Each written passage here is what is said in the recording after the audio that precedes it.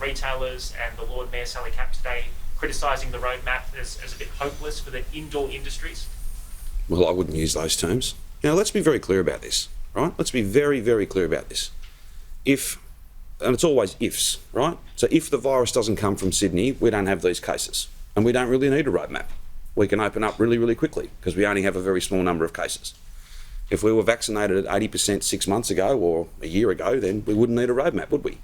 All those kind of hypotheticals, I don't get the benefit in the work that I do I can't pretend that those things are real. These are the circumstances we face. Everyone's got different views. They're perfectly entitled to their different views. But if you pretend that you've got an alternative plan, well, then please provide me with the modelling, the detailed modelling that backs that up. I don't think that's an unreasonable thing for me to say.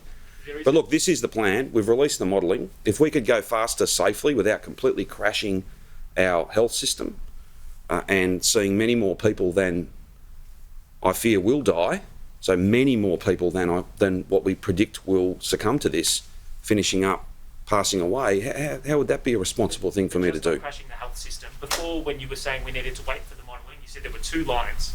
Yes. The cases and the hospitalisations that we can handle.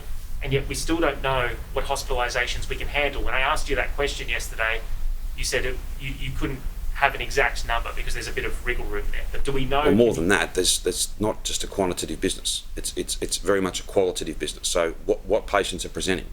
How long are they staying for? Do they need, what level of care do they need? But the document that's been provided to you, the table that talks about hospital system capacity, it gives you points of stress and it gives you numbers. So I don't know if that's right, Mark. There are numbers there. And the last number is 2,500 patients. And at that point, on that table, which I don't have it in front of me, but I think you've got it, that's a very, very stressed health system. Very stressed indeed.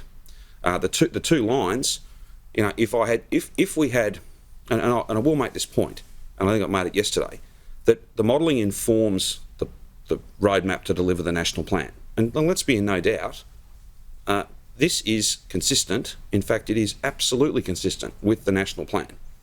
And I don't think anybody in the national government is saying otherwise. So people can find fault with the national plan, they can find fault with the roadmap, all of that. They're blessed with not having to deliver all of these balancing acts. And I'm happy for them. I know they're passionate on behalf of the people that they speak for. Absolutely. I'm not criticising them for having a different view. But where we find ourselves is we have to put forward a plan.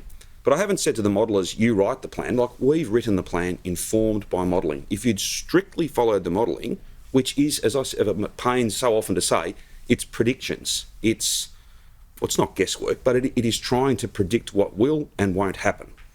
If you were completely tied to that, well, then the roadmap would have been a good deal more conservative than what it was yesterday. I think we've struck a difficult balance between opening up and it being a plan to open up, not a plan to perennially suppress this virus, but one that will see, yes, a very difficult time in our health system, but not one that completely and utterly overwhelms our health system, not just for COVID patients, but for every patient. And there are thousands of people every year who need hospitalisation for things that are urgent and acute and potentially deadly that don't relate to COVID. We've got to protect the capacity for them too. Did Lisa